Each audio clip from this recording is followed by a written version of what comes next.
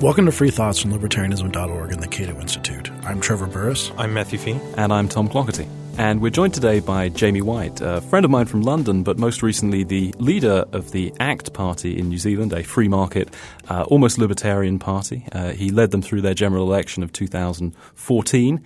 It didn't go entirely to plan, and that's part of what he's going to talk to us about today, about being a libertarian in politics. But, you know, Jamie has had a pretty interesting career up until this point. He was a philosophy lecturer at the University of Cambridge. He was a columnist with the Times of London. He was a management consultant, a currency trader. And his column was called Free Thoughts, correct? His column was called Free. Well, not the one in the Times. That okay. one was in City AM. And this isn't his first rodeo when it comes to radio either. He worked with BBC Radio 4 on their analysis program, producing such hits as Yo Hayek. And The Rule of Man versus the Rule of Law. Now, is that the kind others. of thing that could only actually come out of state-funded radio, like Yo Hayek? I mean, is that an equal time kind of thing? Is that how that happened? That's a good first question, right? Well, there. the BBC is quite scrupulous about trying to do that balance thing. It's part of their charter, and they go wrong not out of intent, but because most of them are such lefties that they think they're being balanced even when they're not. But the woman who commissioned me to do this work isn't really a typical BBC person. She's a little more sympathetic to our kind of ideas than most people at the BBC, which may explain how I came to have the job. And what were those? Were those like a overview of Hayek's ideas and lives and life? Well, what this program is called Analysis. It's I think a half-hour show that looks at kind of ideas that are behind the news. And the Yo Hayek one was done just after the financial crash, and it was looking at the argument between the Keynesian response and the Hayekian response. And we thought it was an opportunity to just introduce people to Hayek's ideas because, you know, they always hear the Keynesian ideas. Most people have no idea that there are other people who disagree. And, for example, another show I did was on riots. Why were we doing a program on riots? Well, because there had just been one in London. And we were asking the question, how come people are generally law-abiding? Why aren't there riots all the time? When you think about it, it's an interesting question. And so that's the kind of program it is. So, Jamie, tell me a little bit about running as a libertarian politician, or maybe running libertarian politics in New Zealand. Well, I should be clear that the party that I became leader of was at the beginning of 2014 and the election was near the end, isn't strictly a libertarian party. It's as close as you're going to get in a democracy. But, you know, there are elements of the party who are opposed to legalizing drugs. There are elements of the party who sometimes wanted kind of restraints on property rights that they thought might suit them. And it's an impure party. But it's as I say, it's as libertarian as you're likely to get. The main problem that I had was not really connected with being a libertarian. It was connected with being a novice in politics. And so I made the mistake of often answering questions honestly when that was clearly the wrong thing to do. The most obvious case of mistake was when I was asked if the government ought to interfere in consensual adult sex between brothers and sisters. I've been asked this question before too. Not on the air, thank God, but in a bar. And I said that the government shouldn't. Well, since I generally thought the government shouldn't have anything to do with consensual acts between adults, you extend that principle out and you get the answer. You know, they knew the answer I was obliged to give, and this is one of the problems with being a libertarian or being a person with any clear philosophical position, which is that you can kind of predict what they ought to believe. And, of course, a lot of what is entailed by principles is contrary to common opinion. Most people aren't willing to take ideas to their logical limit. And they find people who do not to be impressive. Isn't it wonderful how consistent he is? They think you're nuts. They think you're an extremist, an ideologue, and you're somebody to be frightened of. And you know, I actually do have some sympathy with that idea even because, you know, I think humans are rather fallible. And if you can lose a grip on – you shouldn't overrate your principles. If they start producing nonsense, then you've got reason to step back. But actually, I should just tell you something I didn't earlier. After this gaffe, a chap rang up the party. So you did say, your answer was yes, I guess. No, I said, I guess they shouldn't interfere. But I said, but and that's come on. the number one position of the ACT party. I said, no, this is not party policy. It's not an issue we care about. It's just forget it, right? It's a non-issue. Turns out it isn't quite as much of a non-issue as I'd thought, because some chap rang up the party. I didn't get the call. Somebody else took it. He wanted to speak to me about an organization that he runs that helps brothers and sisters who've accidentally got married. Now, you may think, how do brothers and sisters accidentally get married? Well, separated at birth. I'll tell you how. In New Zealand, up until quite recently, up until benefits for single mothers, adoption was very, very common in New Zealand. So imagine a town and there's the local loose teenage girl. I think the word you're looking for is strumpet. Use that word nearly enough. Local strumpet, and she's churning out the babies, and they're going for adoption, and they've been adopted in that area, and then you might bump into a girl. You've been adopted, she's been adopted. You meet at school, you're strangely drawn to each other, and they end up getting married, and they don't discover till much later that they are actually brother and sister, and there's so much of this. There was actually an organization devoted to helping them out. So it's amazing what you learn by being a that reminds me of I read about an app that you can get in Iceland that will tell you if you're on a date whether you're related to your date. I mean, Iceland, a much smaller country. 300,000 people or something. I mean, so I suppose a question, I mean, why do you think it's that you, I mean, perhaps your principles and that you have these weird libertarian views, but is there another reason why you were asked this question in particular and why it wasn't put to perhaps the Prime Minister or any other candidate? Well, partly because I was a novice and I thought there was some chance that I'd answer it honestly. The other problem is, I'd been a professional philosopher, been an academic philosopher, and I've written a lot for the public. And that means that I've laid out a lot of positions so they can kind of fish for them. Then they can put them to me. This happened on many occasions. And then they can put me in a position where I either have to admit that I believe something that is contrary to popular opinion, or I have to wriggle out, and then I'll look corrupt. It's very, very difficult not to be a politician. Not, as I said, not just when you're a libertarian, but when you're committed professionally to intellectual honesty, as you are as a philosopher. Whether you are wrong or right, you ought to have a kind of commitment to intellectual honesty. And they knew that I came with all this, and so I was obviously vulnerable in a way that real politicians aren't. I had a good advisor, and he after this, and he told me, he said, the way to answer these questions is to say, I'm no longer a philosopher. I am now the leader of a political party, and I'm speaking as the leader of a political party, but you're asking me questions as a philosopher. And I'm not going to answer philosophical questions. I'm going to answer as the leader of a political party. Now, that probably was about all I could have plausibly done. But I do advise anybody who wants to go into politics not to publish anything interesting. Well, Jamie, now you're not the leader of a political party anymore. I hope I can put a philosophical question to you. And it's really about the roots or the basis of your libertarianism. I kind of know roughly what your answer is going to be. You're really much more of a utilitarian libertarian. Don't really have a lot of time for the natural rights tradition. So if you can talk about that a little, but also maybe put in context British libertarians, New Zealand, Australian libertarians versus those in the United States. I think that there's a clear difference between the movements, and I've always wondered whether it does come down to that philosophical basis. Well, let me begin by kicking the Australians out of bounds. You just have to do that as a citizenship test. Yeah, right? I don't engage with anything Australian issues. I resent your question. All right. And Matthew, who is half Kiwi, is on board with this too. And also, I just don't know. Yeah. Anyway, I'll do the first bit first. I am indeed a libertarian who's my commitment to liberal policies arises out of utilitarianism and certain ideas about what utility is.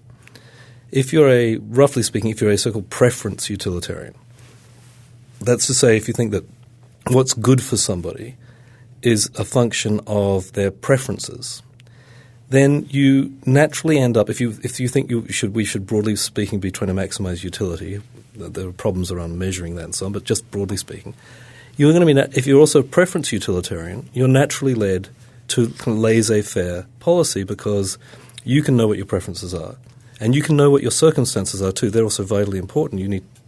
And strangers can't. So this is it's kind of Hayekian in that it's a problem of information.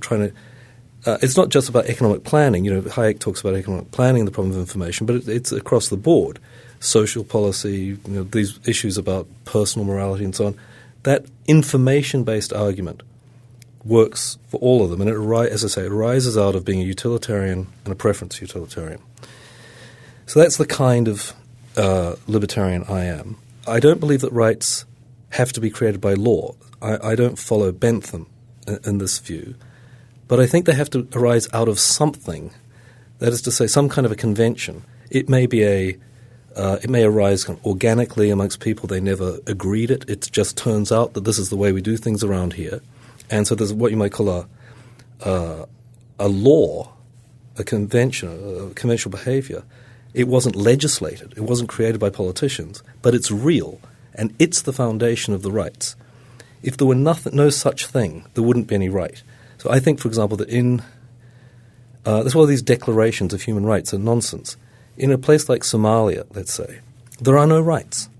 There are no rights because there are no legal conventions or quasi-legal conventions. There are no customary ways of behaving that if you break the rules you get punished and there are remedies, and there's none of that. So there are no rights.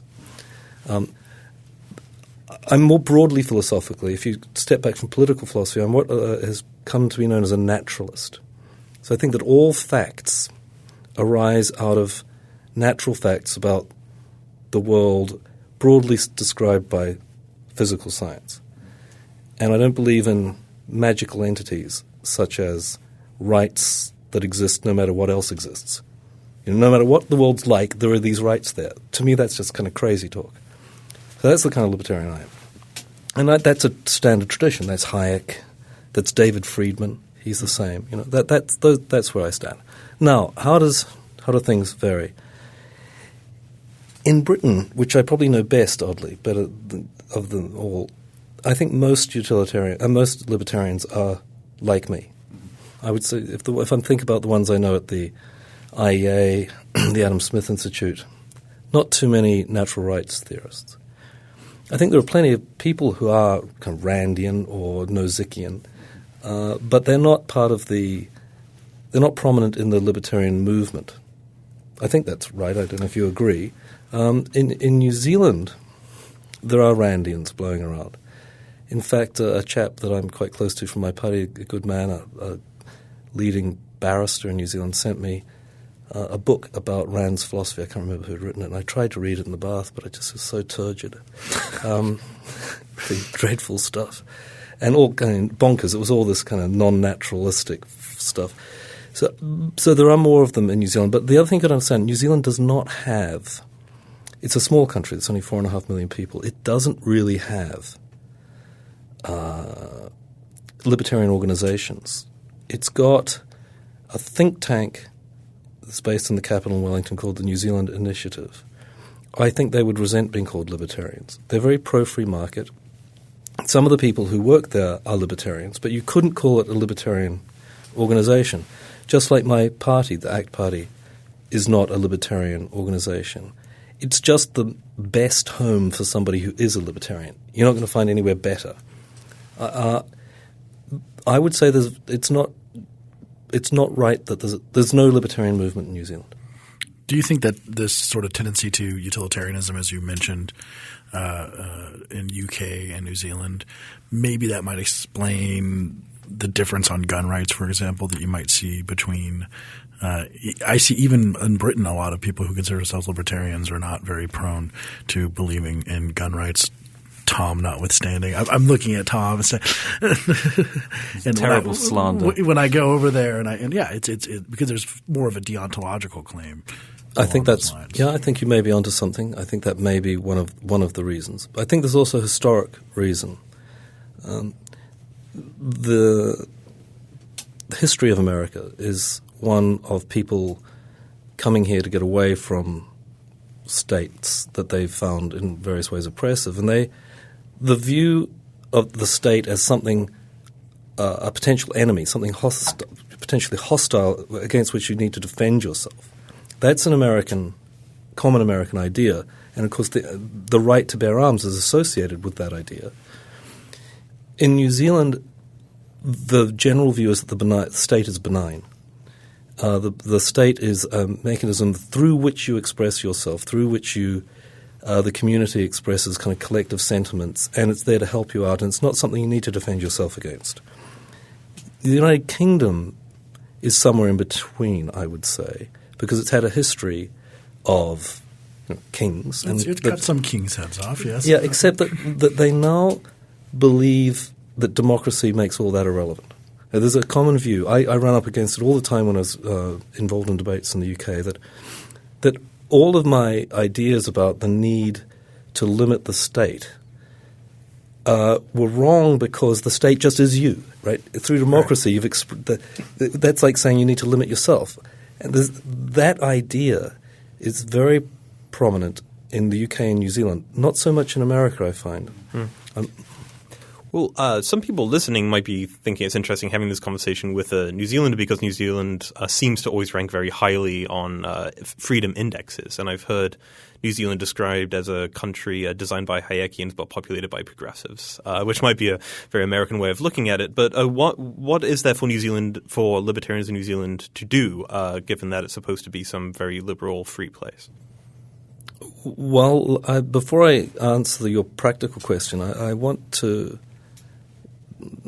draw a distinction. I think that what New Zealanders are is not liberals in the political sense. That's to say, they don't believe that the state should be strictly limited and that people should be free to make their own decisions about things that affect only them. What they are is liberal in the moral sense, which is to say they're permissive. That they think that the state ought to only allow you to do the things that they approve of, but they approve of almost everything. Right? So it's not that they're politically liberals. It's that they're what I called in an article once, they're broad-minded fascists. And that's really good. This is what the political left tends to be. Right? They don't mind lesbians, they don't mind transsexuals, they don't mind drug taking. Maybe they do, but it's the reason they're willing to have these things legal is not out of any political principle about the role of the state. It's just because all those things are fine with them. And if those things weren't fine with them, well, then they should be illegal. Now, that's what New Zealanders are like. And we are a very, very kind of laid-back, permissive place. But the view is that if something is harmful to people, they shouldn't be allowed to do it, even if it's harmful only to them. So the drug laws, people defend the drug laws by pointing out that drugs are harmful. And I always say, well, everything's harmful. I mean, eating's harmful, right? You can choke, you can get fat, but it's also got benefits, and that's why we told it. Drug taking's got benefits. Every Pink Floyd album feels great. Feels great to be high, but they don't judge those to be worthwhile benefits. That doesn't count. They don't count. Right? The leftists decide what counts and what doesn't count. And in New Zealand, there's a rule in New Zealand that you've got to wear a helmet when you ride a bike. If you don't, they fine you $200. Why, right? How do you threaten other people by not wearing a helmet? No, you threaten yourself. And it is the government's job to look after you. That everybody just agrees with that. So I wouldn't say New Zealand is a Hayekian country. That's a crazy idea. What was the rest of your question? Well, I think given the perception what is there to do? What's there to do? Well, there's an awful lot to do. Drug liberalisation is one. And again, this is typical New Zealand. The only reason people aren't that uptight about it is that New Zealand, unlike America, doesn't really enforce the law that strictly. The prisons aren't filled with people involved in drugs. But it is illegal, and occasionally they don't enforce it. Recently, there was a dreadful case of a woman getting a 2-year prison sentence for being found to be in possession of marijuana. She was a kind of community leader in the area where she lived. very respectable woman. She just happened to have a dope smoking habit, and she's had her life ruined. 2 years in prison. She'll never recover her social position. So they do occasionally do it. So there's drugs. That's one thing. The laws concerning the restricting the use of your property, of your land, for to fit in with the government's plans. So planning laws, as they're called. I don't know what you call them here in America, but land use restrictions. Yeah, all that stuff. That's out of control in New Zealand. The ownership rights you have of your property are highly attenuated, extraordinarily attenuated.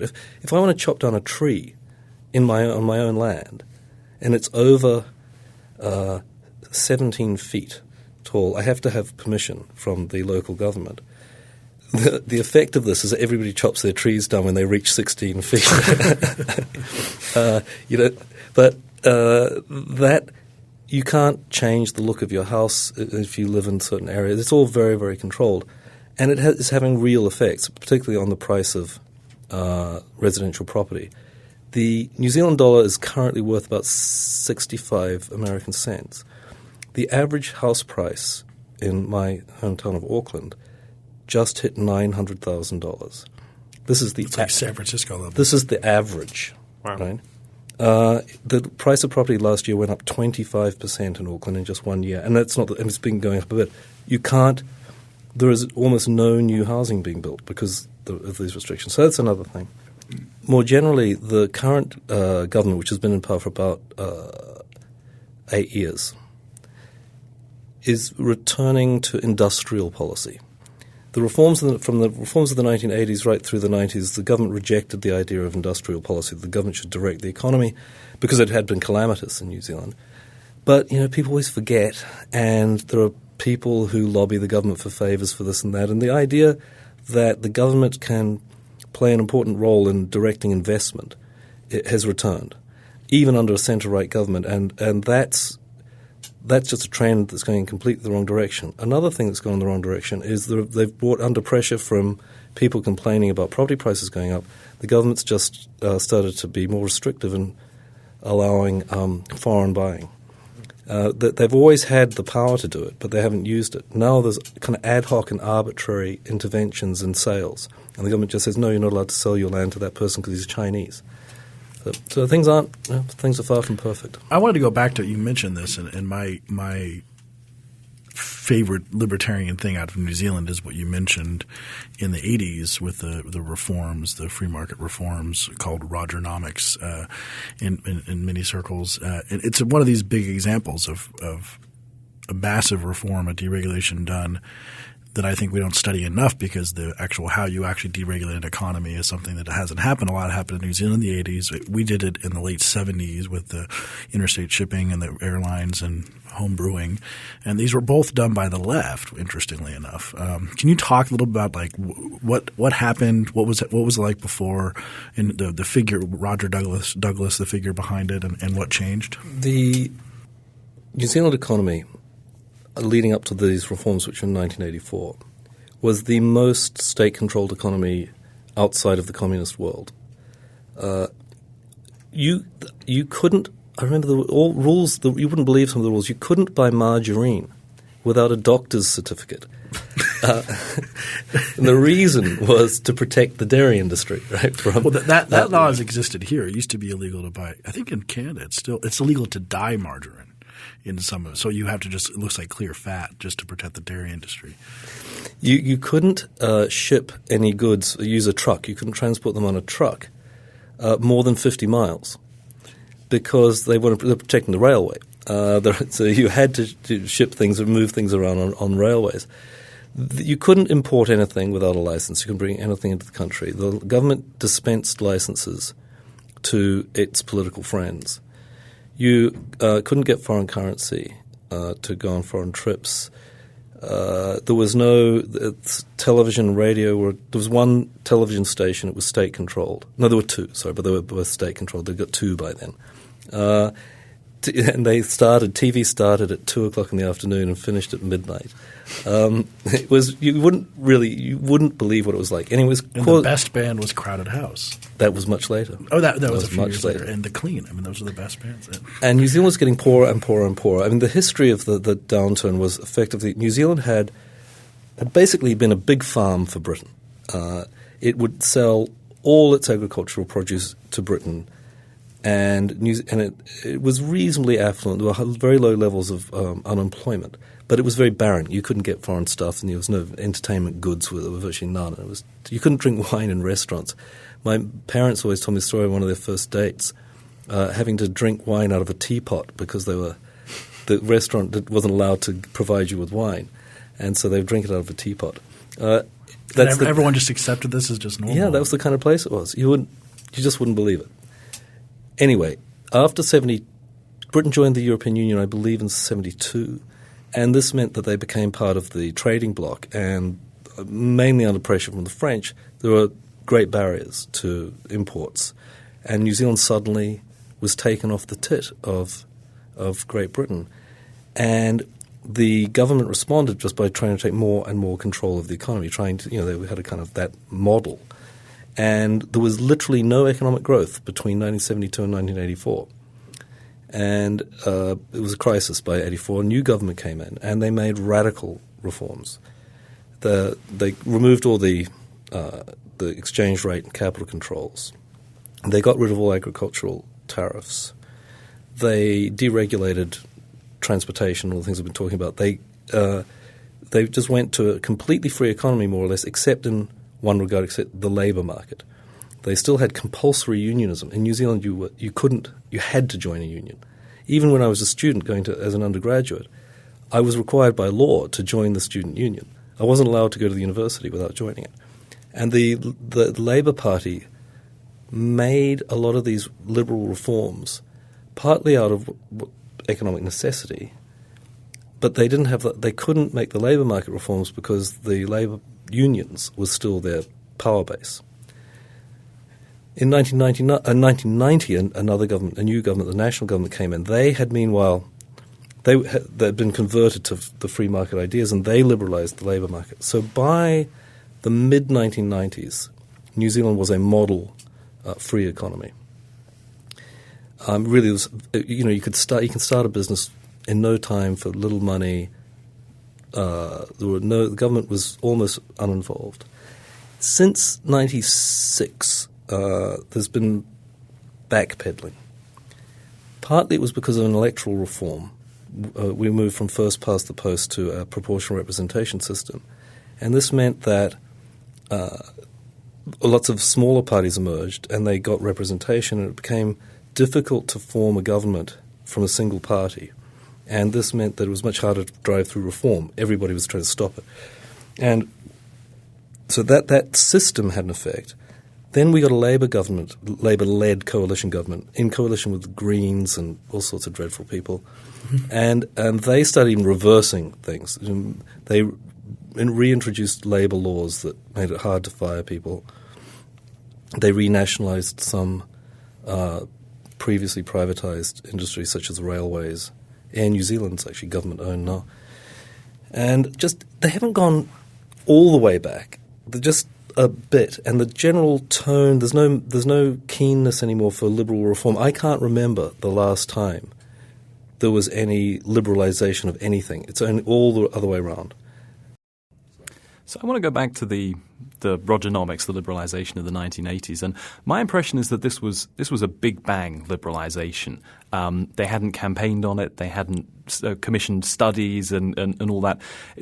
They just kind of suddenly thought, we have to do this, and they did it, and they got rid of all the agricultural subsidies overnight. What were the dynamics then, if you can speak to that? I mean, were they just terrified of what was happening and it was necessity that drove them to these measures, or was there someone somewhere there who was secretly a liberal underneath and had been hiding the whole time?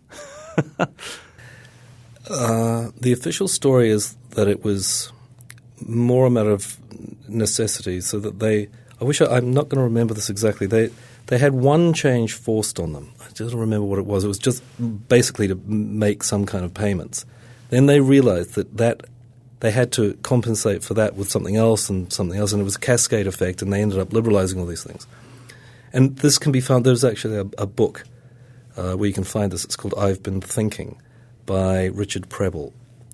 He was a prominent figure in this government working under Roger Douglas. Roger Douglas, by the way, was not the Prime Minister. He was the Minister of Finance. The Prime Minister was a man called David Lange. However, another element, which I've only recently discovered, is that the Treasury, which is what you might call the Ministry of Finance, it's where the top bureaucrats around economic matters reside, and they had prepared a report for the incoming government describing the situation, recommending a whole lot of liberalization policies. And it was really the Treasury that had been infiltrated, so to speak, by free market guys. And they had a whole program ready and waiting. And I think that the main contribution of Roger Douglas wasn't that he was a visionary. It was the ballsiness with which he went about doing it. I mean, it was, as you say, it hadn't been announced. The population did not know what they were getting when they voted for the Labour Party. But the Labour Party was going to walk in because there was a crisis. I mean, they were just walking in. So they kept their mouths shut. They refused to publish a manifesto. They had no policies they just refused to say. And because they knew they were going to win. And every time they got asked a question, what will you do if you get elected? They said, well, we really just don't know what state the government's finances are in. So you're going to have to wait. Trust us. That's amazing. They had no platform. No, they had no platform at all. They knew what they were going to do, but they couldn't announce it because it would have cost them votes. So they always said, we'll get in to power, we'll have a look at the books, as if the books weren't actually publicly available, but we'll have a look at the books, and then we'll work out what we have to do. And they had no mandate for it. However, they did it immediately. We have a 3-year electoral term, so they had to face election again in 1987, and they won, even though they had, the country had gone through the pain of rapid reform. But I think the people sensed two things. One was that it was necessary. The other was that they were set free. I mean, you cannot believe how the country changed. And I don't just mean the economic results. I mean the mood. Imagine living in a country where you can't get any of the normal stuff that it was common in America, where you can't travel without applying to the government for foreign currency, where every element of the economy is controlled by the government. You have to get permission to do things, where there are no decent restaurants. And you can't – when they came in and liberalized it, the explosion of pent-up energy was amazing. And people's lives were transformed for the better. I mean, even if you weren't richer, you were so much better off. And nobody wanted to go back. And we haven't gone back. I mean, New Zealand is now a modern, free country, part of the normal world. I mean, it's probably going to be fairly clear from what you've said to our listeners that New Zealand has a somewhat different political culture from the United States. And I just remembered a story you told me about your father once ringing up the Treasury to complain. And I wonder if you could just share that. Well, actually, he rang up Robert Muldoon, who was the Prime Minister before this reform. Right? He was the guy who was doing such a bad job. And my father rang him up when they got his phone number out of the phone book. Your dad was he big wig? No, my father was never. No, my father was a ordinary kind of entrepreneur, but he never made that much money. And the Prime Minister certainly wouldn't have known who he was. So he looks up the Prime Minister's number in the phone book. I'm not joking. He looks his number up in the phone book, rings him up at home, and he answers the phone. And I think his wife may have answered the phone. Oh, just go and get him. And then my dad and he spoke on the phone for about an hour and a half. I recall very well because I was coming back and forth into the kitchen. My father was still there on the phone to this guy. And that is it. I'll tell you another story. There was the Prime Minister of this reforming government, David Lange. He had been a lawyer who worked in a poor area, and he was a candidate. He was a member of Parliament representing a very poor part of Auckland. And out of genuine principle, he said, "I don't want the Prime Minister's residence in Wellington when I am there. And so he rented a bedsit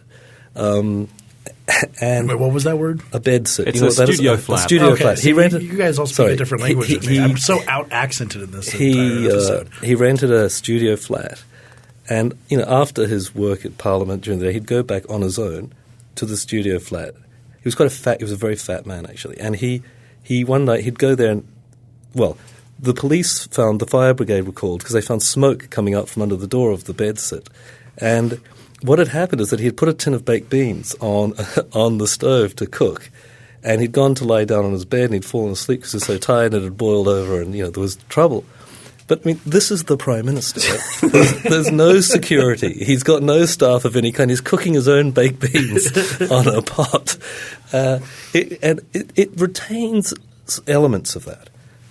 I used to go to a gym in Auckland, and the Prime Minister, Helen Clark, who was Prime Minister up until 2008, I'd often bump into her on the stairs. She was running up the back to do some kind of workout class. No security. She'd just give you a smile, and she'd be in the class and no one would bother her. And New Zealand is because it's a small country, people tend to... if you meet anybody, you've probably got a connection. You say to them, well, where are you from? Oh, I've got a cousin down that way. Do you know? Yeah, I know. And that mood permeates interactions, and it permeates politics too. And politics is conducted in a much more, even if you disagree with each other, and you might be quite rude in the disagreement, there's no sense of genuine hatred. There's no culture war. There's no idea that you come from one part of the world and I come from another, and we really are in conflict with each other. The most likely case you would have got for that would have been, my party is considered the most extreme, kind of money-grubbing, dreadful, that kind of thing, and cruel, and we want to serve corporate interests. You can imagine, or the rhetoric. Oh, I think it sounds a little familiar. Yeah. And then you've got the Maori Party, representing Maori people, but they don't, in a way, there are many very successful Maori. The head of the Bank of New Zealand, the ASB, it's a big bank. He went on to be the head of Air New Zealand. They went to Australia and ran one of the big banks there. He's Maori. But the Maori Party aren't thinking about guys like him. They're thinking about the kind of poor, rural ones. So you might think that we are the most in conflict. But after debates, I got on very well with the leader of the Maori Party. He's a nice chap. And in general, when I was with others, there's some animosity sometimes, but it's just individual. It's just these people. There's no sense of class warfare, ideological warfare. Do you think that's because of the relative homogeneity? I mean, that's here we have people write books called What's the Matter with Kansas, people from the East Coast who maybe have never been to Kansas except to write that book and to talk about how bad these people are because we have such cultural differences. Is it homogeneity that's a big part of that? Is there a Kansas of New Zealand? Well, is it all Kansas? Or is it all Kansas? This is a little complicated. Compared to London, Auckland, which is where I live, is a very divided city. In London, you will get a council estate. You know what I mean by that, right? A housing project. Yes, housing project. Thank you, Tom. The translation is very important. You will here. get a housing project slap in the middle of a really wealthy neighbourhood, like Kensington or something. And when I was living in Hampstead, which is an expensive part of London, I was renting a house. It was a cramped little 3-bedroom thing, and it was costing me £900 a week or something insane like that. And just across the way, and the kids are going to the same school, were big council houses, nicer than mine, and they're free, right, to their inhabitants. And then the kids go to the same school. Now, this isn't what goes on in Auckland. In Auckland, you've got really clear neighbourhood distinctions. And as I understand the states, a similar result, which is that the schools in the wealthy neighbourhoods are good schools and the schools in the poorer neighbourhoods are bad schools. So that looks similar to America. But the thing that it doesn't generate the kind of conflicts or resentments there. And it is interesting why. And I think that one reason is that so far at least, New Zealanders do not believe that the successful people have got there out of some kind of unfair privilege. They believe that if they're successful, there's probably some reason to do with them. And there's no sense of a class, a ruling set. There may actually be one. I don't think there is, but there's no sense of it. And I fear that this is a rather wonderful thing about New Zealand. It's part of what makes living in New Zealand pleasant. And often snobbery is considered the greatest vice. Probably the worst thing you could ever come across as a snob. But I suspect it is changing. It's changing partly for the reasons that are being discussed globally, which is that education now confers so much advantage, and the kids of the rich get the better educations. There's a kind of self-perpetuating thing going on. And also now that women, this whole stuff, doctor used to marry a nurse, now he marries another doctor. That's all happening in New Zealand, and you are seeing static. Yeah, it's Less maybe mobile. it's not as mobile. Again, some of this stuff's exaggerated, but it hasn't yet caused trouble. The left, of course, politically want to stir up resentments because they benefit from them, and we've got all this nonsense going on now about poverty. Anybody, because it's defined statistically, so apparently 20% of New Zealand children grow up in poverty, and you can tell because they're overweight. No, honestly, they reason like this. You're in poverty if you're earning under less than half of the median income. Which is half the people. No, half the median income. Okay.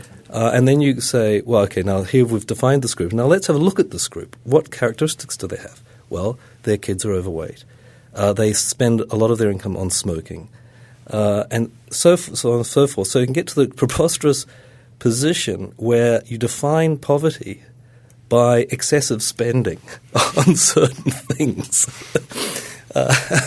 And then you say, look at that poor person forced to smoke by their poverty. And drink soda and all those horrible things.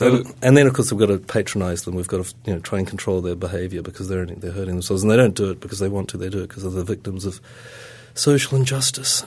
So it sounds like, notwithstanding New Zealand's impressive rankings in human freedom indexes, economic freedom indexes, there's a fair amount of paternalism going on. You've talked a little bit about some of the land use restrictions, which seem pretty severe.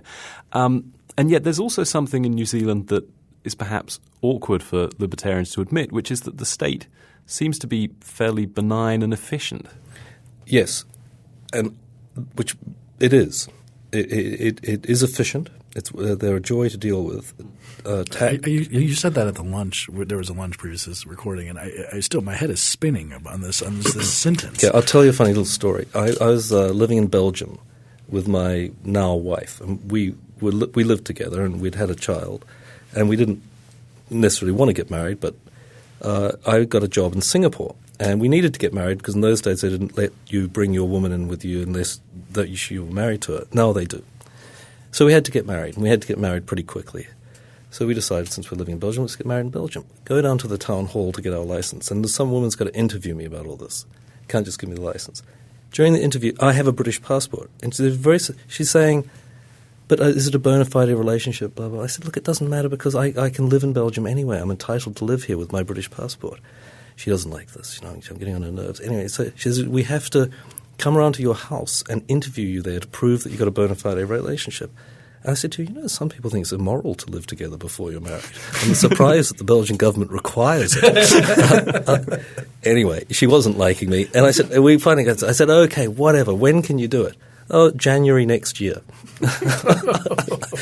Oh, never mind. Yeah. So then I think I've got an alternative. We can get married in England, where we'd been living just before. So I ring up the English authorities in it was my local. You got to go to the local council you're living in. I said, I want to get married. So she said, okay. So you come to the office to get a license on a Wednesday morning. You can only do it on Wednesday mornings, and where it's only open for 3 hours, and there are normally very long queues. So I suggest that you arrive at 8 in the morning. And he said, I must warn you probably won't get to the end of the queue. I said, so you telling me that I should fly from Belgium to London every Wednesday and stand in a queue to get it. So at this point I'm getting really frustrated. I think, okay, New Zealand, it's our last resort. So I ring up someone in New Zealand and I'm explaining the situation. The appropriate government department. And the man, I recall it being, says, okay, so what's your name? I give him my name. He goes, okay. And this woman you want to marry, what's her name? I give the name. And I said, okay, now what do I need to do? He says, oh, it's done. I said, what? He goes, no, I put the details in. When you're in New Zealand, come and pick up the certificate. He just took the information over the phone. And that's what it's like. Taxes, the taxes are really simple and very easy. You don't need a tax accountant. It's getting a little worse. But after this reforming government, the tax was so simple. They actually, one of the reasons they broke up, they were going to introduce a flat tax. Roger Douglas was going to have a 25% flat income tax. No, 23. And Longy, the Prime Minister, just couldn't take it. And this was too much. And too high, you're saying? No, having a flat just having a flat tax. He needed progressive taxation for his socialist principles. But because remember, this was a Labour Party. And the government fell apart over that. Roger Douglas quit, and then everything kind of unraveled. But anyway, to answer your question, how come? Right? Yeah, it's interesting. yeah. Well, I think it's because New Zealand's small. It's you will bump into these guys at the airport, and they've got to look you in the eye. It's very difficult to be – I mean, take it down to the limit case. Suppose that I say there's just two people in the country, and I say I want – some redistribution of wealth. That means it's you. Yeah. It's got to be you. You're the only other one. And I've got to be able to look you in the eye and say that was fair enough. So because we all know each other, I'm exaggerating, but you know what I mean, it limits the predatory nature of politics a little. And it also, I think, it also explains some of the socialistic tendencies in New Zealand because we don't have other vehicles for much of this stuff, partly because the state's always been big in New Zealand. These other vehicles haven't grown up. There's a feeling that we're all in it together because it's small enough. That is that's why I'm very much in favour of small governments, and I don't mean limited government. I mean literally governments that cover small areas. Because then they got to look you in the eye. What lessons do you think we can learn, other than the one you just stated, but also with the Rogernomics, with the sinusoidal element here? Because we had a massive disappointment, a massive deregulation to the point. I mean, you mentioned earlier that before we started recording that were farmers killing themselves and huge problems, and then a huge change in society, and now it's creeping back. So what can we learn about the progress of government and people's opinions? Let me first draw another interesting distinction between New Zealand and America. It's not just size. The government of New Zealand has a 3-year dictatorship. Their ability to do what they did is extraordinary. They can just do it. If they've got a majority in Parliament, there's no upper house. There's no president. We have one layer of government in that sense. And because the executive will have a majority in the Parliament, there's no limit to what they can do. So I think even if you had a president, let's say, who had such an agenda, he would find it extremely difficult to get done. Yes. But doing it fast is really important. As Roger Douglas said, he said the reason he did – some people saying to him, why did you do it all at once? Why weren't you just a little bit more steady as you go? And he said because he said you might as well have a general strike for 8 reforms as for 1. Right? That's the logic. His view was that if he did it slowly, the forces of resistance would have time to gather. And so he did it all in one go. And I suspect that is the right way to go. Then why has there been backpedaling? Well, it's, I think, because he never had a mandate. Right? They did get re-elected in 1987, but as I said, there was a sense of liberation and a great energy overtaking the country. But what never happened in the UK, either under Thatcher or in New Zealand, was that the population understood the connection between free market ideas and the benefits that they were experiencing. They just didn't get that connection. And that's why the backpedaling can work. Politicians can come along and promote ideas that sound kind of commonsensical. The government should fix this and fix that and so on. And the people aren't mentally trained, so to speak, to go, no, we don't like that approach. So they like the results of the liberalisation, but they don't understand where they came from. And so eventually, it gets eroded. I think this is a kind of natural cycle, a depressing kind of natural cycle. And I wish democracy were more constrained, so that it was the population was more limited in their ability to impose their will on matters that don't affect them. I mean, they shouldn't have any say in – they all agree they shouldn't have any say in my shoes, but they think they should have a say in all sorts of other things that affect me. And there's no principled basis for it. So I would like to see – and since I don't trust them, I would like to see some constraints on their ability to indulge those ideas. But how do you do it? Because look at America. You've got a constitution which is supposed to have some of those effects. All constitutions have to have courts that enforce them, and if the courts can't be trusted, you get erosion. So I have no idea how to protect liberty against populism. Or I guess we're all in the business of trying to shift the popular mood, right? That's what we're trying to do. If we could get everybody to agree with us, we'd be fine. Oh, it's going to be easy then. Thank you for listening. Free Thoughts is produced by Evan Banks and Mark McDaniel. To learn more, find us on the web at www.libertarianism.org.